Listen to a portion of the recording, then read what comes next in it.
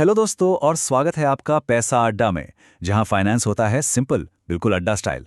आते ही सबसे पहला काम, चैनल को फटाफट लाइक, शेयर और सब्सक्राइब कर दो। और हाँ, वो घंटी भी बजाई देना। हाँ हाँ भाई, कर दो सब लोग। सुनना यार, एक चीज ना मेरे दिमाग में काफी टाइम से घूम रही है। हर कोई एक भारी भरकम सा शब्द बोलता रहता है, कंपाउंडिंग। आखिर है क्या ये जादू? बाप रे, आइंस्टाइन भी। यार, सब कहते हैं कि ये दुनिया का 8वां अजूबा है, पर सच सच बताऊं, सुनने में ही इतना कॉम्प्लिकेटेड और डरावना सा लगता है ना कि कभी समझने का मन ही नहीं किया। अरे ऐसी बात बिल्कुल नहीं है। चलो एक काम करते हैं, सारी कॉम्प्लेक्सिटी, सारे फॉर्मूलाज, सब कुछ भूल जाओ। इसको ना एक बिल्कुल सिंपल सी कहानी की तरह सुनते हैं। रेडी हो? देखो, कंपाउंडिंग का मतलब एकदम सीधा सा हिसाब है। स्नोबॉल इफेक्ट, पता है ना? जैसे बर्फ का एक छोटा सा गोला जब पहाड़ से नीचे लुढ़कता है तो कितना बड़ा विशाल हो जाता है। बस वैसा ही तुम्हारे पैसे के साथ होता है। जब तुम अपने इन्वेस्टमेंट पर कमाए हुए पैसों को निकालते नहीं बल्कि उसी में री इन्वेस्ट कर देते हो, तो टाइम के साथ तुम्हारा पैसा और भी तेजी से बढ़ने लगता है। बस इतना ही है। ओके, ये सुनने में तो काफी आसान लग रहा है, पर मैंने ना इसका वो अजीब सा मैथ्स वाला फॉर्मूला देखा है, PRT पता नहीं क्या क्या, बड़ा अजीब सा है। उसको थोड़ा आसान भाषा में समझा सकते हो क्या? वो तो बिल्कुल सिर के ऊपर से जाता है। हाँ, यही है वो विलन। देखने में टेक्निकल लगता है, पर इसका असली राज ना इसके मैथ्स में नहीं, इसके अक्षरों में छिपा है। ये फॉर्मूला मैथ्स से ज्यादा एक इन्वेस्टर के बिहेवियर की, उसके आदत की कहानी बताता है। अब देखो, हम जैसे ज्यादातर इन्वेस्टर्स का पूरा फोकस इस R यानी रेट ऑफ रिटर्न पर अटका रहता है। कितना रिटर्न देगा? 15% या 20% मिलेगा? यही इस फॉर्मूला का सबसे ग्लैमरस, मतलब फिल्मी हीरो है। लेकिन सच तो यह है कि यही सबसे ज्यादा अनप्रिडिक्टेबल भी है, जिसे हम कंट्रोल कर ही नहीं सकते। पर पिक्चर फिल्म का असली हीरो आर है ही नहीं। असली हीरो तो साइड में एकदम शांति से खड़े हैं। ये है P यानी प्रिंसिपल, वो पैसा जो हम इन्वेस्ट करते हैं, और T यानी टाइम, जितने वक्त तक हम इन्वेस्ट किए रहते हैं। और सबसे मजेदार बात पता है क्या है? कि इन दोनों पर एक इन्वेस्टर का पूरा कंट्रोल होता है। एक मिनट रुको, पर ज्यादा रिटर्न का मतलब तो एंड में ज्यादा पैसा ही हुआ ना? तो फिर R के पीछे भागने में गलत क्या है? आखिर सब तो वही कर रहे हैं। सवाल तो एकदम वैलिड है। R के पीछे भागना पता है कैसा है? जैसे हवा को पकड़ने की कोशिश करना। तुम उससे कंट्रोल नहीं कर सकते और वो पल पल बदलती रहती है।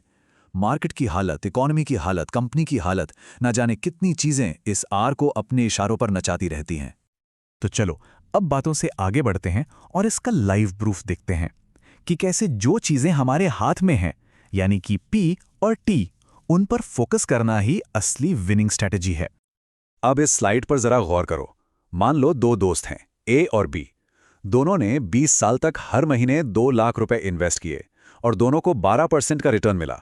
फर्क बस इतना सा था कि इन्वेस्टर A ने हमेशा सेम अमाउंट इन्वेस्ट किया, पर इन्वेस्टर B ने हर साल अपनी SIP सिर्फ 10% बढ़ा दी। और रिजल्ट? इन्वेस्टर B ने इन्वेस्टर A से लगभग डबल पैसा बना लिया। सोचो, प्रिंसिपल यानी P को बस थोड़ा सा कंसिस्टेंटली बढ़ाने का कमाल। अरे वाह, ये तो जबरदस्त है यार। मतलब सिर्फ एक आदत बदली और पूरी किस्मत ही बदल गई। और अब देखो टाइम यानी T की ताकत, या यूं कहूं कि उससे छेड़छाड़ करने का अंजाम। यहां इन्वेस्टर A 25 साल तक टिका रहा और उसने 17 करोड़ बनाए। वहीं इन्वेस्टर B ने बीच में सिर्फ 3 साल के लिए पैसा निकाल लिया और उसके बने सिर्फ 12.1 करोड़। समझ रहे हो? 3 साल के ब्रेक की कीमत 5 करोड़ रुपए से भी ज्यादा। गेम को बीच में पॉज करने का इतना बड़ा नुकसान होता है। तो अब बात एकदम साफ है ना? असली खेल अंकों का नहीं, बिहेवियर का है। असली चैलेंज तो धीरज रखने का है, पेशेंस का है। बिल्कुल सही। पर अगर ये इतना ही सिंपल है तो फिर हर कोई कंपाउंडिंग से अमीर क्यों नहीं बन जाता? कहाँ गड़बड़ होती है? क्योंकि हम इंसानों को ना कुछ करते रहने की खुजली होती है। कंपाउंडिंग मांगता है शांति, सब्र, और हम मार्केट को थोड़ा सा ऊपर नीचे होता देखकर ही एक्शन लेने को उछल पड़ते हैं। और बस वही एक एक्शन हमारे P और T के डिसिप्लिन की धज्जियां उड़ा देता है। ये देखो, एक इंटरेस्टिंग चीज। साल में लगभग 252 ट्रेडिंग दिन होते हैं, पर रिसर्च कहती है कि उनमें से सिर्फ 10 से 12 दिन ही सिग्नल वाले होते हैं, जब मार्केट में कुछ बड़ा, कुछ इंपॉर्टेंट होता है। बाकी के 240 डेज वो सिर्फ नॉइज है, शोर शराबा। और इसी शोर में आकर हम इन्वेस्टर्स घबरा जाते हैं और गलत फैसले कर बैठते हैं। तो चलो इस पूरी चर्चा का सार निकालते हैं, एक एकदम सिंपल सा 3 स्टेप प्लान जिसे कोई भी आराम से फॉलो कर सकता है। स्टेप 1, अपने पी से कमिटमेंट करो, मतलब इन्वेस्टमेंट शुरू करो और उसे हर साल थोड़ा थोड़ा बढ़ाते रहो। स्टेप 2, अपने टी को प्रोटेक्ट करो, लंबे समय तक मार्केट में टिके रहो, बीच में आने जाने की गलती बिल्कुल मत करो। और सबसे इंपॉर्टेंट स्टेप 3, आर यानी रिटर्न्स की चिंता प्रोसेस पर छोड़ दो। जो चीज कंट्रोल में नहीं है उसके पीछे भागना बंद करो।